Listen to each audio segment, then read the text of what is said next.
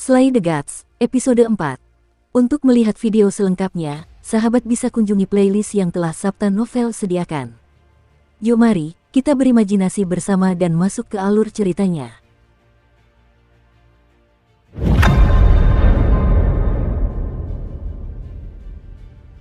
Lucifer, Lin Qiye belum bereaksi terhadap begitu banyak informasi yang disampaikan oleh Zhao Kongcheng, dan dia tertegun untuk waktu yang lama. Jadi, maksudmu? Sejak kabut, dewa-dewa mitologi secara misterius muncul satu demi satu. Ya, para petinggi telah menyelidiki alasan di balik ini, dan mereka berspekulasi pada dua kemungkinan. Zhao Kongcheng mengacungkan dua jari. Dalam kasus pertama, para dewa sendiri tidak ada, tetapi ketika kabut muncul, terjadilah beberapa perubahan misterius yang mengkonkretkan mereka keluar dari mitos. Yang kedua, mitos tersebut bukanlah khayalan orang-orang zaman dahulu, melainkan benar-benar nyata, yaitu setelah manusia menjadi lebih aktif, mereka bersembunyi di suatu tempat di bumi karena suatu alasan, dan kemunculan kabut secara tiba-tiba membangunkan mereka. Lin Qiye mengangguk, lalu apa maksudmu dengan mengatakan bahwa tidak semua dewa ada? Sekarang, tidak banyak dewa di bumi, tidak semua makhluk mitologi pernah datang ke sini, dan apa yang muncul sekarang hanyalah sebagian kecil dari sistem mitologi yang luas. Kita tidak tahu mengapa mereka ada, dan mereka tidak ada hubungannya dengan kekuatan, penyebaran cerita, kebaikan dan kejahatan, serta batas-batas negara. Kemunculan mereka seolah-olah tidak memiliki aturan, sehingga diproduksi secara acak. Tidak hanya Alkitab, mitologi Yunani, mitologi Nordik, mitologi Tulhu, di antara dewa-dewa yang dikenal manusia saat ini, semua sistem mitologi tercakup. Karena semuanya sistem mitologi, bagaimana dengan dewa-dewa Baktria kita? Lin Qiye bertanya dengan rasa ingin tahu, seperti Raja Langit, 3 Pangeran, 4 Raja Langit, Kaisar Giok. Di mana mereka? Jika mereka ada, tentu saja mereka bisa menggantungkan mitos-mitos barat. Setelah terdiam sejenak, Zhao Kongcheng menggelengkan kepalanya. Kalau kau pikirkan ini, kami juga pernah berpikir. Selama 100 tahun terakhir, kami telah menjelajahi wilayah Baktria berkali-kali, mencoba menemukan keberadaan mereka. Namun selama 100 tahun, kami tidak menemukan satu pun, bahkan pemilik tanah pun tidak. Ada yang mengatakan hal ini terjadi karena kabut belum menelan Baktria, sehingga mitos Baktria tidak akan muncul. Dikatakan juga bahwa Lin Qiye tidak dapat menahan diri untuk bertanya apa yang dikatakan seseorang. Dikatakan juga bahwa mereka sudah ada di sana sepanjang waktu. Menurutmu, mengapa seluruh bumi ditelan kabut, dan hanya Baktria yang selamat? Kabut itu datang sekitar musim panas, tetapi terhalang di perbatasan, tidak bisa memasuki daratan. Lin Qiye membuka mulutnya lebar-lebar, maksudmu, itu hanya tebakan, atau itu fantasi yang indah? Zhao Kongcheng menggelengkan kepalanya, lagi pula, kita belum menemukan jejak dewa-dewa Baktria. Baiklah, baru saja mendengar informasi ini, Lin Qiye sudah merasa bahwa pandangan dunianya telah runtuh. Kalau saja dia tidak menyaksikan sendiri keberadaan Seraph, dia mungkin akan memanggil Zhao Kongcheng, seorang dokter jiwa, untuk menyeretnya pergi. Dia lebih sakit dari sebelumnya. Sinar keemasan apa yang keluar dariku tadi malam? Lin Seven Knights menanyakan pertanyaan berikutnya. Reruntuhan terlarang. Zhao Kongcheng menjawab bahwa setelah kabut menyelimuti bumi, perubahan yang terjadi tidak hanya terbatas pada penampakan para dewa, dan kabut ini juga tampaknya memiliki efek misterius pada tubuh manusia kita. Meskipun kabut ini tidak memasuki wilayah Baktria, kabut tersebut tampaknya mengandung sejumlah energi yang mirip dengan radiasi, yang memiliki efek katalitik pada tubuh beberapa orang, dan anak-anak yang lahir setelah munculnya kabut tersebut memiliki kemungkinan menghasilkan kekuatan aneh dalam tubuh. Setelah adanya pengaruh lingkungan tertentu, kekuatan-kekuatan ini dirangsang untuk membentuk kekuatan khusus yang dapat memengaruhi lingkungan sebenarnya, seperti halnya medan, dan karakteristik kekuatan-kekuatan ini bervariasi dari orang ke orang. Dan kemampuan untuk memengaruhi alam transenden di sekitarnya disebut reruntuhan terlarang. Lin 7 Malam penuh perhatian. Sederhananya, pasar terlarang adalah wilayah kekuatan super bagi beberapa orang yang beruntung. Dari sudut pandang ini, mereka dapat melihat segala sesuatu dalam radius 20 meter melalui persepsi spiritual yang sama, sembari memiliki penglihatan dinamis yang kuat, dan juga dapat menggunakan kekuatan suci Serapim, yang juga merupakan bentuk reruntuhan terlarang. Bisakah pasar terlarang semacam ini tumbuh? Ya, kemampuan, cakupan dan kekhususan pasar terlarang akan meningkat seiring dengan peningkatan kekuatan spiritual pemiliknya, yang merupakan standar penting yang memengaruhi kekuatan pasar terlarang. Melalui kekuatan spiritual, kami membagi reruntuhan terlarang menjadi 6 wilayah. Kekuatan spiritual bagaikan air dalam cangkir, sedikit tetapi tidak bergerak, yang disebut lingkungan pertama. Kekuatan spiritual bagaikan air kolam, banyak tetapi tidak bergerak, dikenal sebagai kolam kedua. Kalau seperti aliran air, banyak dan beredar, disebut perbatasan ketiga. Jika ia seperti air lautan, luas dan amat luas, maka ia disebut laut keempat.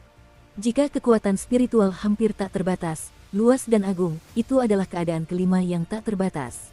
Jika kekuatan spiritual tidak ada habisnya, memecah dimensi spasial dan mendekati botol plane, maka itu adalah alam plane keenam. Bagaimana denganku? Di mana aku sekarang? Tanya Lin Seven Knights. Kamu sekarang adalah Suar, hanya orang baru yang bisa menggunakan pasar terlarang. Zhao Kongcheng sepertinya menyukai perasaan memukul Lin Tujuh Malam, yang hanya bisa dianggap sebagai orang biasa dengan sedikit lebih banyak kekuatan. Lin Tujuh Malam tiba-tiba terdiam. Jadi tampaknya alasan mengapa dia mampu membuka pintu rumah sakit jiwa dalam pikirannya tadi malam adalah karena dia berhasil menerobos perbatasan, dan itu juga merupakan alasan mengapa dia mampu membuka pintu bangsal Nyx. Apakah itu berarti setiap kali ia memasuki wilayah baru, ia dapat melepaskan pasien lain? Bagaimana denganmu? Kamu begitu hebat, level apa? Lin Qiye menatap Zhao Kongcheng dan bertanya. Zhao Kongcheng tersipu dan menoleh dengan canggung keluar jendela. Aku tidak ada pasar terlarang, tentu saja tidak ada kekuatan spiritual. Kamu tidak punya pasar terlarang. Lin Qiye terbelalak, lalu bagaimana kamu membunuh monster itu? Lin Tujuh Malam benar-benar terkejut, monster semacam itu bahkan memiliki penglihatan dinamis yang tidak normal, dia hanya bisa mengatasinya dengan pas-pasan. Ketika Zhao Kongcheng benar-benar saling menekan untuk bermain, orang yang begitu ganas tidak memiliki pasar larangan. Namanya Ghostface. Zhao Kongcheng mengoreksi, saya membunuhnya, hanya dengan latihan bertahun-tahun dan pengalaman tempur yang kaya. Sebelum bergabung dengan Night's Watch, saya adalah pasukan khusus, mahir dalam pertempuran jarak dekat. Zhao Kongcheng menambahkan, ada 3 cara untuk mendapatkan reruntuhan terlarang. Pertama, seperti yang telah saya katakan, hanya segelintir orang beruntung yang terlahir dengan bakat untuk menggunakan reruntuhan terlarang.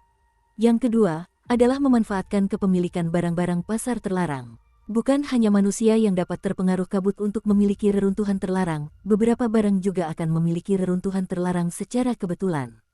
Reruntuhan terlarang semacam itu umumnya sangat istimewa dan langka. Jika manusia dapat memanfaatkannya, mereka juga dapat menggunakan kekuatan reruntuhan terlarang. Saya termasuk dalam kategori kedua ini, tetapi benda terlarang yang saya miliki bukanlah kategori serangan, melainkan benda terlarang tambahan standar unik milik Night's Watch, yaitu papan reklame, yang hanya memiliki satu fungsi. Adalah untuk membuka wilayah udara tanpa cincin. Wilayah udara tanpa aturan. Pasar terlarang yang dapat mengisolasi wilayah dari luar, dapat mencegah pertempuran kita dengan musuh agar tidak memengaruhi masyarakat biasa. Penjaga malam setiap kota akan dilengkapi dengan 3 tanda yang dapat menampilkan wilayah udara tanpa cincin, yang dipegang oleh 1 orang, karena umumnya tidak berpartisipasi dalam pertarungan, jadi kita juga disebut penjaga. Lin Tujuh Malam mengutik alis, artinya, Anda adalah seorang penjaga. Kalau kamu tidak bisa bicara, lebih baik kamu kurangi bicaranya. Tuan Zhao memutar matanya. Kamu bilang ada 3 cara untuk masuk ke pasar terlarang. Bagaimana dengan yang terakhir? Dan terakhir, ada anugerah ilahi yang ada dalam kasus Anda. Wajah Zhao Kongcheng menjadi serius, beberapa dewa akan memberikan sebagian kekuatan mereka kepada manusia pilihannya, agar manusia tersebut dapat menjadi agen mereka di dunia. Pasar terlarang yang diberikan para dewa ini juga disebut pasar dewa. Namun, seiring dengan itu, ketika memperoleh kekuasaan, sang agen juga akan menerima instruksi dari para dewa, ada yang akan menghancurkan masyarakat manusia, ada yang akan melindungi masyarakat manusia, ada yang akan membantu para dewa menemukan sesuatu. Singkatnya, secara umum hanya ada 1 agen dewa, dan ia mewakili kehendak sang dewa. Sebagian besar dari lusinan agen ilahi yang lahir saat ini adalah agen ilahi jahat yang mencoba menghancurkan tatanan baru umat manusia dan mengembalikan dunia ke dalam kekacauan, dan mereka telah menciptakan sebuah organisasi yang disebut Gereja Dewa Kuno. Ada pula agen-agen dewa baik, tetapi jumlahnya sangat sedikit, dan kita tidak tahu berapa banyak agen dewa netral. Zhao Kongcheng berdiri, berjalan ke arah Lin Qiye, menatap matanya, dan membuka mulutnya 1 kata pada satu waktu. 7 Malam Hutan, apa yang Michael berikan padamu? Ke sisi mana? Mata Lin Tujuh Malam penuh kosong, aku tidak tahu dia tidak mengatakannya. Lin Qiye berkata ini adalah kebenaran, ketika Michael dari bulan jauh menatapnya, dan kemudian dia pingsan, pihak lain benar-benar tidak mengatakan sepatah kata pun. Alis Zhao Kongcheng berkerut, dia tidak berkata apa-apa. Dan kau tidak pernah mendengar suaranya di dalam hatimu. Tidak, sungguh tidak. Zhao Kongcheng menatap Lin Qiye dengan curiga cukup lama, seakan ingin melihat tanda-tanda kebohongan. Setelah beberapa saat mengalihkan pandangannya, perlahan duduk. Sejauh yang kami tahu, Michael berada di kubu netral atau baik, atau kami akan membunuhmu, tapi jika dia memberimu pasar, mengapa dia tidak mengatakan apapun? Apa yang sedang dia coba lakukan? Alis Lin Qiye sedikit berkerut. Aku tidak tahu apa yang ingin dia lakukan. Namun, meskipun dia memberiku perintah, aku tidak akan melakukannya. Aku tidak ingin terlibat dalam kekacauan ini. Yang penting adalah mengembalikan mata itu kepadanya. Sambil berkata demikian, dia pun berdiri. Kalau tidak apa-apa, aku pergi dulu. Tanpa menunggu Zhao Kongcheng berbicara, dia berbalik untuk membuka pintu. Tidak, bukan. Tunggu dulu. Zhao Kongcheng tiba-tiba berdiri, menghalangi pintu, menatap mata Lin Qiye. Kamu bertanya, mau pergi? Bagaimana denganku? Kamu bisa bergairah pada satu orang ini. Lin, jawaban serius 7 malam. Tidak, maksudku, kau tidak akan bertanya padaku. Siapa aku? Zhao Kongcheng merasa sangat lelah berbicara dengan anak ini. Tak masalah bagiku siapa dirimu. Lin 7 malam untuk terus membuka pintu. Zhao Kongcheng menekan gagang pintu, kenapa aku tahu begitu banyak? Organisasi macam apa yang ada di belakangku? Apa yang kita lakukan? Kau tidak penasaran dengan semua ini? Tidak penasaran. Mengapa? Menurut logika film dan novel televisi, begitu aku tahu kau ada, hanya ada 2 pilihan tersisa. Lin Qiye mengulurkan 2 jari, entah bergabung, atau menjadi, tak pernah membocorkan rahasia, seperti dibunuh, dikurung, dicuci otak. Berhenti nonton TV sialan. Zhao Kongcheng terdiam sesaat. Lagi pula, kamu tidak kenal kami, bagaimana kamu tahu kalau bergabung dengan kami bukanlah pilihan yang baik? Lin 7 malam mengangkat alis, jadi bahkan jika kamu tahu barang-barangmu, dan memilih untuk tidak bergabung, aku tidak akan berada dalam bahaya. Tentu saja tidak, kami ini tentara, yang terbaik yang bisa kami lakukan adalah menandatangani perjanjian diam-diam, dan itu omong kosong. Baiklah, aku bisa mendengarkannya. Lin 7 malam mendengar kalimat ini, lalu duduk kembali. Zhao Kongcheng mendesah, mengobrol dengan bocah itu selama beberapa menit, merasa lebih lelah daripada saat dia duduk di luar sepanjang hari. Pada tahun 1922, setelah ekspedisi kami menemukan makhluk mitos pertama, Leviathan, naga kekacauan, para pemimpin Bactria segera membentuk organisasi militer untuk mempersiapkan invasi makhluk mitos, yang dikenal sebagai kelompok respons biologi khusus 139. Saat itu, teknologi kita relatif terbelakang, dan kita tidak tahu apapun tentang dunia saat ini, jadi apa yang disebut tim respons biologis khusus hanyalah boneka, tidak terlalu berguna. Kemudian, seiring berjalannya waktu, kami mengamati semakin banyak makhluk mistis, mencoba menjalin kontak dengan beberapa di antaranya, mengungkap rahasia pasar terlarang, dan mulai melatih bakat bertarung khusus. Ketika kami menemukan semakin banyak pemilik pasar terlarang, kami menemukan bahwa karena keacakan kemunculan pemilik pasar terlarang, tidak mungkin untuk memasukkan semua orang dalam lingkup militer, sehingga tim respons biologis khusus 139 secara bertahap berubah menjadi bentuk khusus semi-militer dan semi-sipil. Kami sekarang menyebut kelompok khusus ini sebagai The Night's Watch. Lin Qiye merenung, jadi, keberadaanmu adalah untuk melindungi Bactria dari para dewa jahat itu.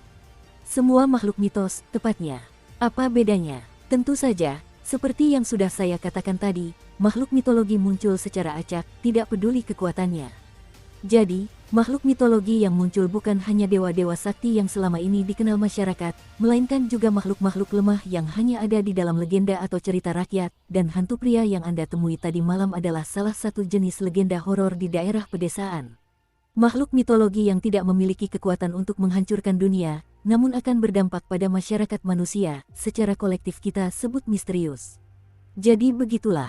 Lin Qiye mengangguk, tak heran ia merasa gambaran tentang hal yang ditemuinya tadi malam agak familiar, awalnya memang berasal dari cerita pedesaan. Jadi, kita juga prajurit yang melindungi negara kita. Bukankah mulia kita ada untuk mencegah rakyat Bactria menderita? Bukankah itu indah? Zhao Kongcheng dengan sungguh-sungguh membujuk. Mulia, tampan, aku menghormatimu. Sungguh, Lin Qiye menatap serius, dia tidak bercanda. Dari matanya, aku bisa melihat rasa hormat yang mendalam. Senyum perlahan muncul di wajah Zhao Kongcheng, jadi kamu. Aku tidak akan pergi. Senyum Zhao Kongcheng tiba-tiba menegang, kenapa? Aku tidak bisa pergi. Mata Lin Qiye penuh dengan keseriusan, aku masih punya banyak hal yang harus dilakukan. Apa yang lebih penting daripada melindungi negara kita? Saya punya bibi dan sepupu. Lin Tujuh Malam memandang keluar jendela, ekspresinya sangat tenang. Bibi memang belum tua, tapi dia bekerja keras demi Ajin dan saya, siang dan malam di pabrik, 10 tahun terasa seperti sehari, sekarang tubuhnya hampir mati.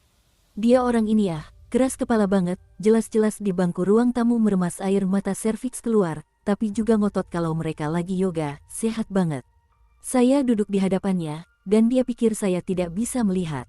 Dia hidup terlalu hati-hati dan terlalu lelah. Sepupuku sangat pintar, sangat berbakti, sayangnya, dia terlalu muda untuk membiayai keluarga ini. Saya punya banyak pekerjaan yang harus dilakukan. Aku ingin menghasilkan uang untuk keluargaku. Aku ingin membeli rumah besar untuk bibiku dan sepupuku, aku ingin bibiku tidak perlu kembali ke pabrik hitam itu untuk menderita. Aku ingin menyekolahkan sepupuku di perguruan tinggi, dan aku ingin dia menjalani kehidupan yang baik bersama bibinya. Selama 10 tahun, mereka tidak pernah menyerah terhadapku, dan sekarang setelah aku akhirnya sembuh, bagaimana mungkin mereka meninggalkan mereka? Anda mulia dan hebat, dan jika kondisinya memungkinkan, saya dapat bergabung dengan Anda.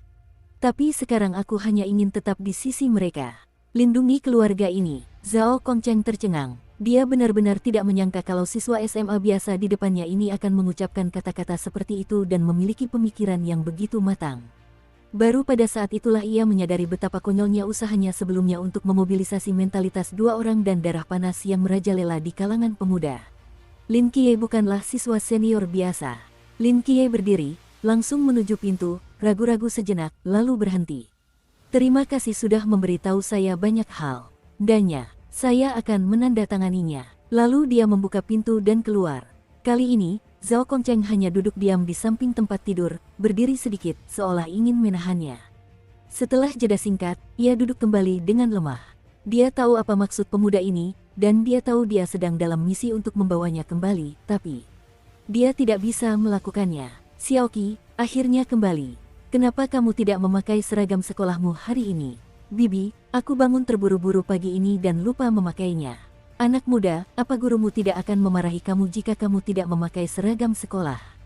Hanya 2 kata, tidak apa-apa. Oh, si kecil Seven, kamu baru saja pindah ke sekolah baru, kamu jangan meninggalkan kesan buruk pada guru-guru, kerjakan semuanya dengan lebih hati-hati.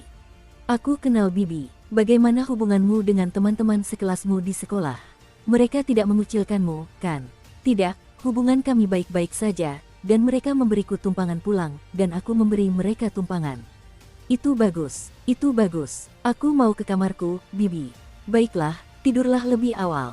Buk-buk-buk. Lin Qiye menutup pintu, berbaring telentang di tempat tidur, menatap keluar jendela malam, dan mendesah panjang. Dunia ternyata lebih rumit dari yang dia kira. Ya, itu tidak ada hubungannya banyak dengan dia. Setelah beristirahat sejenak, Lin duduk dan baru saja mulai menanggalkan pakaiannya ketika sebuah benda keras terjatuh dari sakunya. Klak, klak. Lin Qiye menundukkan kepalanya dan mengambil benda itu, keraguan pun muncul di antara alisnya. Itu adalah hiasan logam, seperti lambang negara, berbentuk lingkaran yang lebih besar dari koin $1, terbuat dari bahan yang tidak diketahui, dengan sedikit rasa dingin saat dipegang. Pada bagian depan lambang ini, terdapat 2 pisau lurus yang saling bersilangan, badan pisau memancarkan kilauan biru pucat, latar belakang di belakang pisau adalah langit malam yang bertabur bintang, pengerjaannya sangat indah. Di bagian bawah pola, ada 3 karakter kecil, Zhao Kongcheng. Ini mata Lin Qiye yang sedikit menyipit. Dukung terus channel YouTube Sabta Novel. Lin Qiye teringat bahwa Zhao Kongcheng baru saja menyeret dirinya ke hotel dalam prosesnya, dan tampak menyentuh sakunya. Dia tidak sengaja menghilangkannya. Lin Qiye memainkan lambang itu di balik pada satu sisi, di bagian belakangnya, terukir beberapa baris kata-kata kecil. Jika malam gelap datang, aku akan berdiri di hadapan 10.000 orang. Silangkan pisau itu ke dalam. Darah di langit, semangat baik Kongcheng menulis ini sendiri. Atau kata-kata dari penjaga malam mereka. Lin Qiye bergumam, lihat dia tampak kusam, sepertinya tidak bisa menulis orang seperti ini ya. Setelah bermain sebentar, Lin Qiye meletakkannya di atas meja, berganti pakaian dan naik ke tempat tidur. Malam ini, dia memiliki hal yang sangat penting untuk dilakukan. Dia menutup matanya dan menenggelamkan kesadarannya ke dalam rumah sakit jiwa para dewa. Kini, di halaman kecil rumah sakit jiwa itu, Nix tengah duduk di kursi goyang dengan setumpuk botol dan kaleng, dan tampak membisikkan sesuatu, lalu senyum merekah di mulutnya. Jika Anda mengabaikan awan di matanya, dan hal-hal aneh, hanya karena temperamen tangan dan kakinya yang mulia, ini akan menjadi gambar yang indah. Segera setelah itu, Lin Qiye, mengenakan jas putih, berjalan perlahan. Agar dapat lebih memerankan peran seorang psikiater, Lin Qiye secara khusus menyediakan jas putih di kantor presiden, dan bahkan memasangkan kacamata polos di kerahnya. Sekilas memang terlihat seperti itu. Lin Qiye berjalan ke kursi goyang dan diam-diam menatap mata Nix yang sayu, lalu mendesah. Dari buku-buku mitologi yang dibacanya, Nix memang merupakan salah satu dewa tertua dan terkuat dalam mitologi Yunani, dan status serta kekuasaannya berada di puncak. Namun dibandingkan dengan dewa-dewa lainnya, dia memiliki satu karakteristik hebat.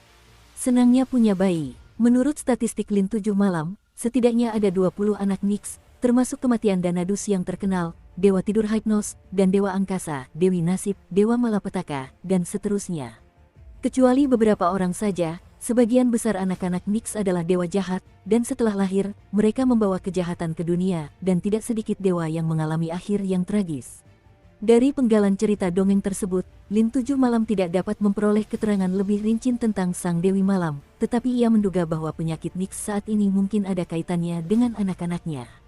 Dokter di rumah sakit jiwa Sun Sin mengatakan ada seorang pria yang begitu merindukan istrinya sehingga ia membayangkan istrinya di sampingnya. Apakah itu yang terjadi pada Nix?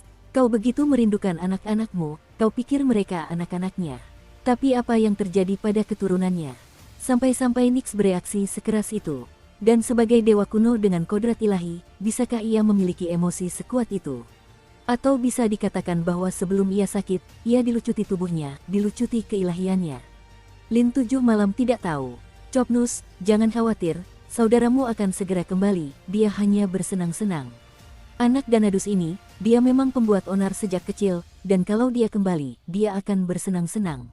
Nix mengelus vas di tangannya dan menatap kosong ke kejauhan, secercah harapan di matanya, lalu segumpal awan. Ada jeda, sedikit getaran dalam suara seraknya. Mungkin, 3000 tahun, mengapa dia belum kembali? Lin 7 Malam menatap pemandangan ini, aku tidak tahu mengapa, hatinya menjadi masam. Siapakah yang menyangka bahwa Dewi Malam yang dulu berada tinggi di langit, kini begitu tak berdaya dan rendah hati. Dia adalah Dewi Malam dan seorang ibu yang menunggu anaknya kembali. Kalau kita mau menyembuhkan penyakitnya, kita harus mencari akar permasalahannya. Pikiran Lin 7 Malam kembali menggemakan kata-kata dokter itu. Dia menundukkan kepalanya, mencoba berpikir. Akar dari penyakit Nix adalah anak yang hilang darinya. Jika Anda ingin menyembuhkannya, Anda hanya bisa memulainya dengan anak-anaknya. Tetapi Anda tahu bahwa anak-anaknya adalah dewa-dewa Yunani yang terkenal. Anda tidak bisa mencari mereka satu persatu dan membawa mereka ke Nix. Dapatkah Lin 7 Malam atau bahkan apakah mereka dibawa ke dunia ini oleh kabut tidak diketahui, dan di mana menemukan begitu banyak dewa? Dan kalaupun mereka melakukannya, akankah para dewa jahat benar-benar mengikuti mereka? Lin 7 Malam mengerutkan kening berpikir, saat itu, kilatan cahaya dari pikirannya. Mungkin ini akan berhasil. Lin 7 Malam berdiri, menatap Nix lama, dan akhirnya memutuskan untuk maju. Di mata Nix yang sayu, Lin Qiye berjalan ke arahnya selangkah demi selangkah. Jongkoklah dengan lembut, meletakkan lengannya di sekitar Nix. Berbisik di telinganya, "Ibu, aku pulang." Pada saat ini, mata Nix tiba-tiba berbinar seperti belum pernah sebelumnya. Dengan gemetar, dia mengulurkan tangannya, memeluk Lin Qiye erat-erat, dan setelah waktu yang lama, dia mengucapkan kalimat lengkap, "Selamat datang kembali, Danadus, anakku." Saat Nix mengucapkan kalimat ini, sebuah panel virtual muncul entah dari mana di mata Lin Qiye. Kemajuan pengobatan Nix, 3%. Setelah memenuhi kriteria perolehan hadiah, mulailah menggambar kemampuan psikis Nix secara acak. Kemudian, roda lotre virtual muncul dan mulai berputar dengan cepat. Lin Qiye dapat melihat bahwa setidaknya ada 20 area yang terbagi pada meja putar ini, dan luas setiap area pada dasarnya sama. Dengan kata lain, kemungkinan dia mengekstraksi kemampuan psikis ini adalah sama. Langit malam telah tiba, mata gelap, jatuhnya 1000 bintang, astrologi terpecah, kedipan malam, keluarga malam, kesuburan luar biasa. Kemampuan meja putar untuk melihat Lin 7 Malam membuatnya terpesona, tetapi dia selalu merasa ada sesuatu yang aneh tercampur di dalamnya. Apa sih superfertilitas itu? Apa itu kekuatan psikis? Kalau kamu punya kemampuan ini, bahkan gak perlu cari istri, kamu bisa melahirkan sekumpulan dewa. Hah, kedengarannya tidak terlalu buruk. Pada saat yang sama, Lin Qiye memperhatikan bahwa di sudut tertentu meja putar ini, terdapat area hitam sempit yang berbeda dari kemampuan lainnya, meliputi sekitar 1% dari total area. Nama kekuatan keilahian ini tidak diketahui. Tidak diketahui, apa artinya? Tapi tak apa, Lin Tujuh Malam percaya bahwa dengan keberuntungannya sendiri, biarkan dia menggambar 1000 kali perkiraan bahwa mereka tak dapat menggambar yang tak diketahui. Lin Tujuh Malam menarik napas dalam-dalam, menatap bagian depan meja putar, dalam hati berpikir, meja putar mulai melambat. Penunjuk bergerak melintasi kemampuan satu persatu, dan akhirnya berhenti pada area kemampuan. Penari bintang, Lin Tujuh Malam melihat kata-kata ini, mendesah tak berdaya. Dari namanya, kemampuan ini jauh lebih buruk daripada Split Star, jatuhnya 1000 bintang, tapi tidak apa-apa, ini bukan super fertilitas. Baiklah, itulah keberuntunganku. Saat penunjuk itu berhenti, meja putar di depan Lin Qiye berangsur-angsur menghilang, hanya 4 kata tentang penari malam berbintang yang melayang pelan di udara, warnanya makin lama makin pekat. Lin Qiye mengulurkan tangannya dan memegangnya. Kemudian keempat kata itu berubah menjadi cahaya hitam, masuk ke dalam tubuh Lin Tujuh Malam. Lin Qiye hanya merasakan ada energi misterius yang dengan cepat mengubah tubuhnya, dan seluruh tubuhnya, dari jiwa hingga raga, tampak dibersihkan secara umum, luar biasa nyaman. Itu perasaan yang luar biasa. Keadaan ini berlangsung sekitar 5 detik, dan setelah benar-benar hilang, Lin Qiye jelas merasakan tubuhnya berbeda. Di depan matanya, beberapa garis kecil lainnya perlahan muncul. Penari malam berbintang. Dalam kegelapan, kecepatan, kekuatan, daya tahan, dan ketahanan Anda 5 kali lebih tinggi dari biasanya. Dalam kegelapan, kehadiranmu tidak mudah dirasakan. Dalam kegelapan, Anda lebih menakutkan bagi makhluk lain.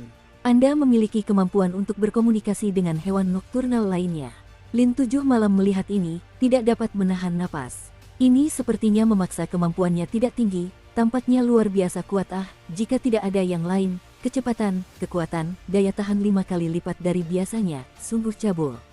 Bahkan dengan kualitas fisiknya yang biasa saja, selama dia ikut serta dalam triathlon di malam hari, itu sama sekali tidak menjadi masalah dalam Guinness World Records. Dengan bonus 5 kali lipat, tubuhnya benar-benar melampaui batas kemanusiaan. Ini hanya dalam kasus kualitasnya sendiri yang biasa saja, jika melalui pelatihan yang sistematis, Lin Qiye tidak berani membayangkan sampai pada titik mana mereka akan tumbuh.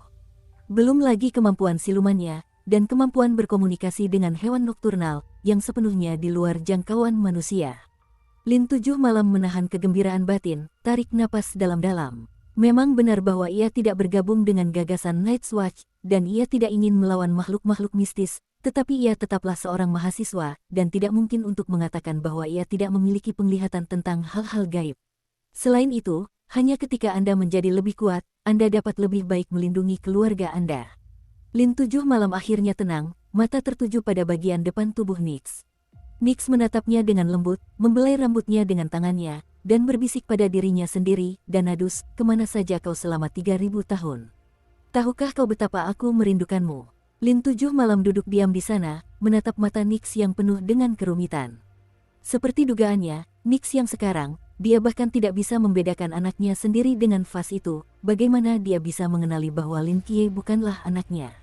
Dia muak dengan semua yang hilang, dan membayangkan semua yang ada di sekitarnya adalah anak-anaknya sendiri, tapi, lagi pula, botol-botol dan kaleng-kaleng itu bukan orang sungguhan, dan mereka tidak menanggapi Nix. Oleh karena itu, ketika Lin Tujuh Malam ini akan bernafas, akan bergerak, akan memanggil ibu dari orang yang muncul, Nix seperti hidup kembali, akhirnya menemukan rezeki spiritualnya sendiri. Ini adalah langkah pertama untuk membuatnya terbuka, dan inilah alasan mengapa kemajuan perawatan melonjak langsung menjadi 3%. Danadus, tahukah kau betapa kakakmu merindukanmu? Peluk dia. Nix tersenyum dan memegang Fas di depan Lin Qiye. Lin Qiye, tak berdaya, Lin Tujuh Malam hanya bisa mengambil Fas, berpura-pura merapikannya. Tepat pada saat itu, dari sudut matanya, dia melihat dada Nix dan melihat saudara-saudaranya yang lain. Seluruh tubuh bergetar, di tangan Nix ada beberapa stoples yang diberi label dengan warna-warna berbeda. Pada label salah satu botol, Lin Qiye melihat dengan jelas sederet karakter besar. Haloperidol ilahi. Lin Tujuh Malam menatapnya, mulutnya makin terbuka. Haloperidol, kenapa namanya terdengar familiar? Bukankah itu salah satu obat yang diberikan psikiater sialan itu tadi siang? Lalu ada dua kata, untuk penggunaan ilahi. Pada saat ini, Lin Qiye seperti memikirkan sesuatu, seluruh orangnya tiba-tiba bersemangat. Dia menyerahkan vas itu kepada Nix dan berkata cepat, aku akan segera kembali. Kemudian, bagaikan embusan angin, dia menaiki lantai 2 rumah sakit jiwa itu dan menemukan sebuah ruangan di ujung tangga. Ruang penyimpanan obat. Pintu kamar itu terbuka, Nix pasti sudah masuk sebelumnya, kalau tidak, dia tidak akan membawa begitu banyak saudara-saudarinya. Lin Qiye berjalan cepat ke dalamnya, mencari sebentar, dan akhirnya berhenti di depan lemari logam besar, dan cahaya matanya menjadi lebih terang. Di depannya ada dinding penuh narkoba. Ada banyak jenis obat yang berbeda, dan sebagian besarnya digunakan untuk perawatan kejiwaan, termasuk haloperidol, klorpromazin, dan sebagainya, yang baru saja dilihatnya, dan banyak obat penenang. Di akhir setiap obat ini, ada dua kata yang ditambahkan, penggunaan Tuhan. Senyum Lin Qiye mengembang di sudut mulutnya, seharusnya dia sudah memikirkannya. Ini rumah sakit jiwa untuk perawatan para dewa. Karena ini rumah sakit, tentu saja ada ruang penyimpanan obat-obatan, dan obat-obatan di dalamnya adalah obat khusus untuk tubuh para dewa. Dia tidak dapat membawa obat realitas ke rumah sakit, tetapi dia dapat menemukan obat Tuhan yang sesuai di sini. Ini membuat segalanya tampak jauh lebih mudah. Selama 7 malam Lin mengambil beberapa botol obat yang diberikan dokter pada siang hari, lalu berlari turun ke sisi Nix. Ini 2 pil sekali sehari, dan ini 1 pil 3 kali sehari, ingat makan. Nix menatap Lin Qiye dengan saksama, seolah-olah ada bunga di wajahnya, dan tampaknya tidak mendengar kata-kata Lin Qiye sama sekali. Kau tahu, aku akan memberimu makan setiap hari. Lin 7 malam menatap reaksi Nix ini, mendesah tak berdaya. Agak sulit bagi seorang psikopat untuk mengingat minum obatnya sendiri. Mendengar kata-kata Lin Qiye, wajah Nix tiba-tiba tersenyum. Dia tersenyum gembira. Lin 7 malam kepada Nix setelah memberi obat, ia menarik diri dari pikiran, secara bertahap tenggelam dalam mimpi.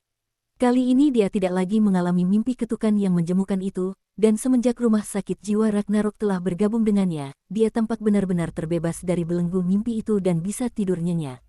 Dia bermimpi indah, dia bermimpi diterima di universitas, sukses dalam karir, tinggal bersama bibinya dan Yang Jin di rumah besar. Dia bermimpi bahwa ketiga orang dalam keluarganya akhirnya bisa bepergian, melihat gunung-gunung dan air yang hanya terlihat di TV. Karena sebelumnya dia cacat fisik, dan pengeluaran keluarga yang ketat, tidak ada uang tambahan, Lin yang berusia 17 tahun 7 malam apalagi bepergian, bahkan kota Changnan belum keluar. Jauh di lubuk hatinya, dia masih merindukan dunia luar. Saat alarm berbunyi, Lin 7 malam ini hanya dengan berat hati bangun, berganti pakaian bersiap berangkat ke sekolah. Begitu dia membuka pintu, dia melihat bibinya sedang bergegas mengganti sepatu dan bersiap-siap keluar. Bibi, mengapa kamu harus berangkat kerja sepagi ini? Pabrik punya banyak komponen baru, kita harus cepat memprosesnya. Bibi pergi dulu, kamu lanjutkan sarapan dengan kakakmu, ingat jangan terlambat. Bibi membacakan dengan keras. Ya, saat Bibi hendak menutup pintu, Lin 7 malam membukanya lagi. Bibi, ada apa? Bibi berhenti, bingung melihat Lin 7 malam. Ketiadaan itu bukan apa-apa. Lin Qiye ragu sejenak, menggelengkan kepalanya, senyum muncul di sudut mulutnya, menunggumu kembali, kukatakan kabar baik. Bibi bingung melihatnya beberapa mata, tertawa dan memarahi, anak ini, tetapi juga dengan saya dalam sandiwara ini, baris itu, Bibi sedang terburu-buru sekarang, katakan padaku di malam hari. Lalu dia buru-buru menutup pintu dan berlari menuruni tangga sambil menendang. Lin Qiye berdiri diam di pintu, kepalanya tertunduk, bertanya-tanya apa yang sedang dipikirkannya. Tiba-tiba dia mengangkat kepalanya dengan tiba-tiba, seolah-olah dengan tekad tertentu, dan membuka pintu dengan sandalnya. Dia berdiri di pintu masuk gedung, berteriak menuruni tangga. Bibi, aku bisa melihat. Saat berikutnya, Lin Qiye mendengar tendangan di lantai bawah tiba-tiba berhenti, dan kemudian suara Bibi dari lantai 5 bergetar ke atas. Kamu mengatakannya lagi. Aku bisa melihat, aku baik-baik saja, Bibi. Setelah jeda sebentar, suara langkah kaki di lantai atas yang lebih tergesa-gesa daripada di lantai bawah terdengar dari bawah, dan tak lama kemudian, Bibi yang terengah-engah itu berdiri di depan Lin Qiye. Bibirnya sedikit bergetar, tetapi sudut mulutnya naik tak terkendali. Kamu bisa lihat, benarkah? Saya bersedia. Apakah kabur? Apakah ada bayangan ganda? Apakah sakit? Apakah cahaya menyengat? Tidak, sama sekali tidak, Bibi. Lin Qiye mengangkat sudut mulutnya, tangannya membuka kain satin hitam di matanya, sepasang mata yang sangat indah perlahan terbuka. Aku benar-benar baik, Bibi. Bibi menatap mata itu, air mata tak dapat ditahan mengalir deras dari mata itu. Dia tersenyum, kerutan di wajahnya berkembang seperti bunga, dan di usia 40-an, dia tersenyum seperti anak kecil. 10 tahun, Lin Qiye tidak pernah melihat senyumnya seperti ini. Bibi akan Lin 7 malam ke dalam pangkuannya, Lin 7 malam dapat dengan jelas merasakan, tubuhnya sedikit gemetar. Oke, keluarga kami bertujuh akhirnya selamat. Bibi menenangkan Lin Seven Knights, menyeka air matanya, tersenyum, dan berkata, Xiao Seven, Bibi harus pergi bekerja. Bibi akan kembali malam ini untuk membeli lebih banyak makanan. Pasti perayaannya meriah. Terima kasih Bibi. Ya sudah, Bibi sudah pergi. Kamu pergi ke sekolah. Mehem. Bibiku menuruni tangga dengan cepat, air mata masih mengalir tak terkendali di pipinya. Ia menyeka wajahnya dan melangkah lebih cepat dari sebelumnya. Lin 7 malam melihat bibinya pergi, matanya merah berbalik masuk ke dalam rumah. Sebenarnya, dia awalnya ingin menunggu bibinya kembali di malam hari sebelum mengumumkan masalah ini secara resmi, tetapi dia juga berpikir bahwa orang-orang yang memasang bendera seperti itu di film umumnya tidak akan berakhir dengan baik. Ia tidak ingin sesuatu terjadi pada bibinya, sekalipun itu hanya logika metafisika yang tidak dapat dijelaskan, ia tidak akan mengambil risiko itu. Jadi, dia tinggal mencabut bendera itu, merobeknya dan melemparkannya ke Samudra Pasifik. Begitu Lin berbalik, dia melihat Yang Jin berdiri di belakangnya dengan mata merah. Kedua saudara itu saling berpandangan selama 2 detik dan tertawa pada saat yang sama. Saudara, selamat. Baiklah, kacamata hitam pemberianmu akhirnya bisa kupakai. Lin Qiye mengelus kepala Yang Jin dan berkata sambil terkekeh. Ayo makan, Kak. Nanti malam kita makan kalau Bibi pulang. Ya. Kodok hitam kecil dari pelukan Yang Jin keluar dari kepalanya, menjilat tangan Lin Qiye, Wang. 2. Saat Lin Qiye masuk ke kelas, seluruh kelas hening. Para siswa itu menatap kebingungan itu sejenak sebelum seseorang berbicara dengan ragu-ragu. Apakah kamu Seven Knights Lin? Menghapus hutan satin hitam 7 malam mengangkat alis, sedikit mengangguk. Setelah hening sejenak, kelas menjadi riuh lagi, dan diskusi menjadi lebih hidup dari sebelumnya. Apakah matanya baik-baik saja? Pasti bagus. Dia bisa melihat sekarang. Betapa indahnya matanya. Iya, kenapa aku nggak sadar sebelumnya? Dia ganteng banget. Gadis-gadis itu menatap mata Lin Qiye yang telah berubah. Mereka berkumpul bersama, bergumam mengatakan apa, mata dari waktu ke waktu melirik Lin Qiye. Anak laki-laki yang dekat dengan Lin Qiye juga datang ke sisinya, menanyakan kepadanya serangkaian pertanyaan tentang matanya. Ketika konfirmasi Lin Qiye benar-benar pulih, mereka sangat terkejut. Aku bisa melihat, tapi aku tidak bisa melihat dengan mataku. Tapi aku pergi ke rumah sakit kemarin dan baik-baik saja. Lin menjawab 7 malam. Para siswa kemudian teringat bahwa Lin Qiye memang tidak masuk kerja selama sehari kemarin dan tiba-tiba menyadarinya. Di kelas yang gaduh ini, hanya 2 orang yang bertingkah tidak pada tempatnya. Liu Yuan menundukkan kepalanya di sudut, melirik Lin Qiye dengan pandangan tepi, wajahnya malu.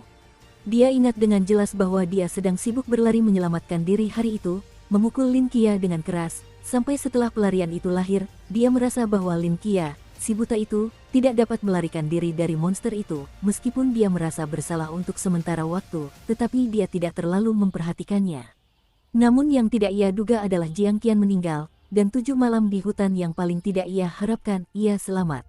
Dan mataku baik-baik saja. Untuk sementara, Liu Yuan sendiri tidak tahu apa suasana hatinya saat ini, malu. Bersalah. Frustrasi, atau malu. Meskipun Lin Qiye membelakangi Liu Yuan, namun perubahan ekspresi luar biasa di wajah lawannya dapat dirasakan dengan jelas oleh jiwanya, matanya perlahan menyipit. Saat itu, orang lain berjalan di depan Lin Qiye. Li Yifei berdiri tak berdaya di meja Lin Qiye, ekspresinya sedikit malu, dia melihat sekeliling, dan berkata pelan di telinga Lin Qiye, 7 malam itu. Bisakah kau keluar sebentar? Ada yang ingin kukatakan. Lin Qiye hanya ragu sebentar dan menganggukkan kepalanya.